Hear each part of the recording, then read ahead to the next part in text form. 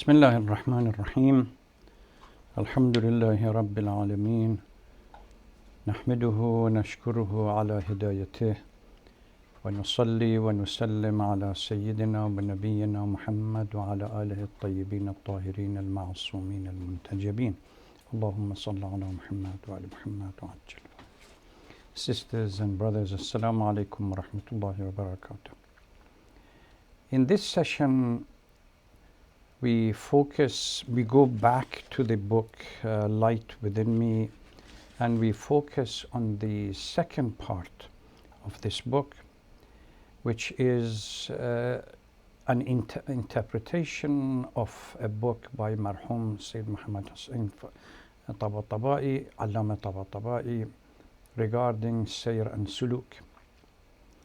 At the beginning of the book, Allama Tabatabai, in the preface to the book, or introduction to the book, Allama Tabatabai addresses, lays down the foundation or the central thesis for everything else that happens, or he will unpack in the second part or the second section of this book.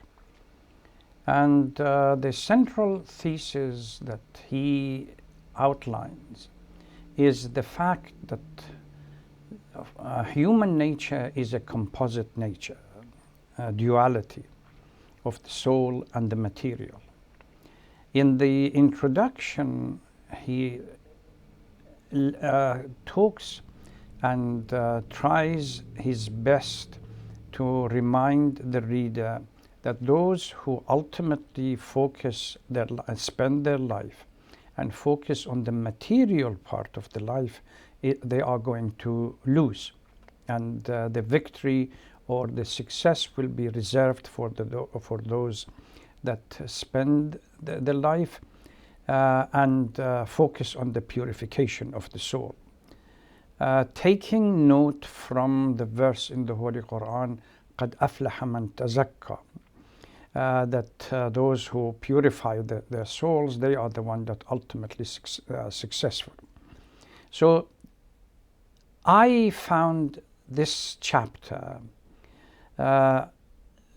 having a number of shortcomings that makes it very difficult for the reader to understand what Marhum Tabatabai is trying to explain and maintain.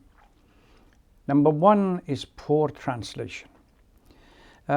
Particularly when the topics become a little bit dense, the translation fails to explain exactly what the Marhum Tabatabai is trying to say. The essence of this book is the same as what the book that by Marhum Sayyid Muhammad Hussain Tabatabai Tehrani, Hussain Tehrani, which is the kernel of the kernel. This book explains, because he was a student of Marhum Tabatabai, and this book clearly explains these points in much greater detail and better interpretation and translation, which is done, I believe, by, there is a foreword by Sayyid Hussain Nasr, and the translation is by Muhammad H. Faghfuri. Very excellent and clear translation. In this book, I just briefly touch about a number of topics that Marhum Tabatabai addresses, but they are lost because of the poor translation. First, talks about God will guide those who search guidance from Him with sincerity and purity of the heart. So you really, if anybody wants to start and begin this journey of Sayr and Suluk, that, by the way, Marhum Tabatabai says Sayr means to watch, Suluk means travail and exercise and do things.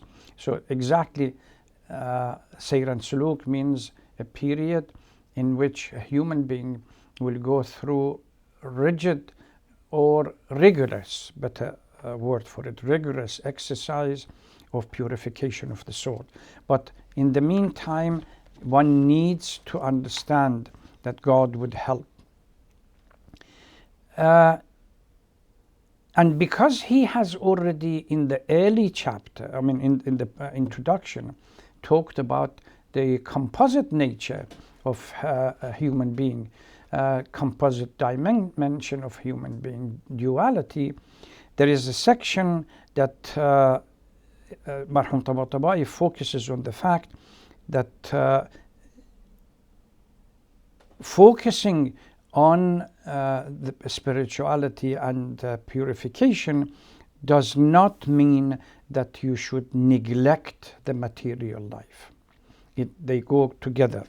Wayfaring in the angelical kingdom is not in contradiction with being in this world. So there is a hadith that says اعمل لدنياك كأنك تموت اعمل لآخرتك كأنك تموت غدا واعمل لدنياك, so that you focus on your spirituality as if you are going to die tomorrow, and you focus also on your material life as if you are staying forever. So this kind of balancing between the here and the hereafter is the critical nature. Another topic that Marhum Tabatabai addresses in this section is the relationship between knowledge and action. What's the dynamic between them, that he says that they are complementing each other. The necessary condition for the spiritual journey, and Marhum Tabatabai comes with 12 stations, and these stations are clearly outlined as in his section, and he calls them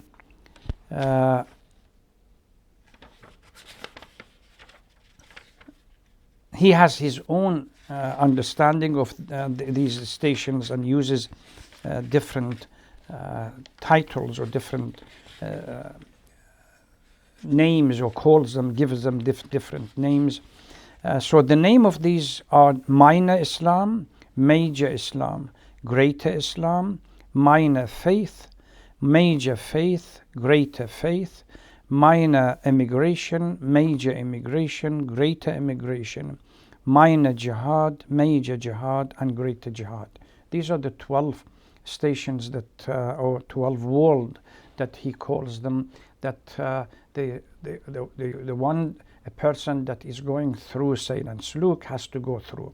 All of these were 12 world or 12 stages are clearly talked about and explained in the kernel of the kernel in much detail and better rather than the one that we have in this book. So unfortunately the poor translation of the book, as I said, makes it very difficult for somebody who has no background about the whole how the Urafa, they talk about the transition from egocentric Nafs al-Ammara into Nafs al-Lawwama and into Nafs al-Mutma'inna, and the stages that one has to go through. Khaja Abdullah Ansari calls these stages 100 stages that one has to go through, and the conditions necessary for them.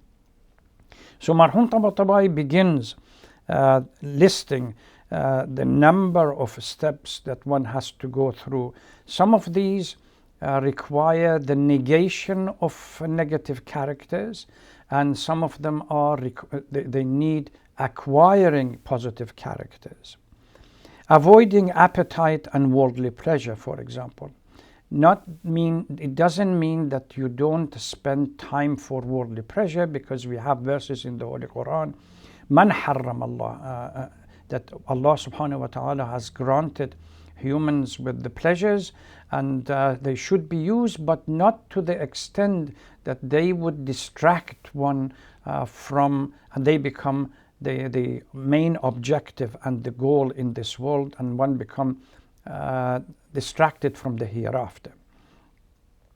He repeatedly focuses on the fact that no sayr and suluk can be achieved without starting from Sharia and the religious obligation.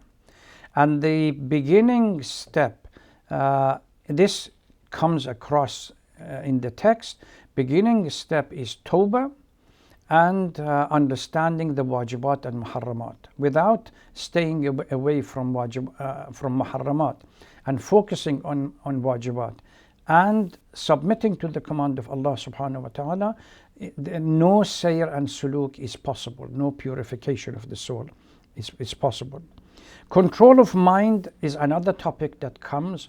Marhum Mutahari in his book talks about how through submission to the command of God, Allah subhanahu wa ta'ala, gradually one moves to the point where one has full control over thought, and ultimately over action, and finally even over soul, that one mutu qabla an tamutu, which means it is possible for the person that submits to the command of Allah to actually have willful death. And Ulafa have talked about this. No Arif can become a major figure in Irfan if that person has not reached the point in which willful death is within his or her control. So this issue is control of mind, thought, and other mental preoccupation is part of the process. Method, then he moves into the method of controlling the mind and thought. In the treatise attributed to Ayatollah Sayyid Mahdi Bahr al-Ulum, he cites that, and the book of Marhum Bahr al-Ulum will be useful if somebody wants.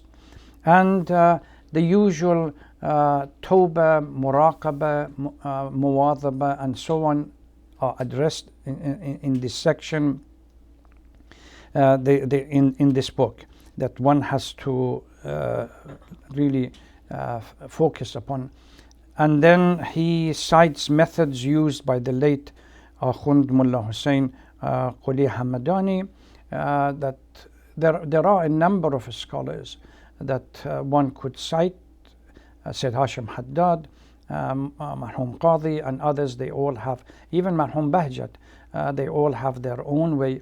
Here I would like to remind our listeners, or our those who would get a chance of watching this video, please don't be under the impression that if there is a dhikr recited from, say, Sheikh Bahjat or Allama Tabatabai or Marhum Qadi or any of these scholars, Bahr al-Ulum, or Mullah Hussein Quli Hamadani, automatically if I were to repeat that dhikr, I will benefit from it the way they benefited from it. It's not going to happen. The dhikr that they recited is the consequence of their condition, their spiritual condition that they are in. We need to struggle to reach to that condition before we get that benefit. But it doesn't mean we shouldn't say it.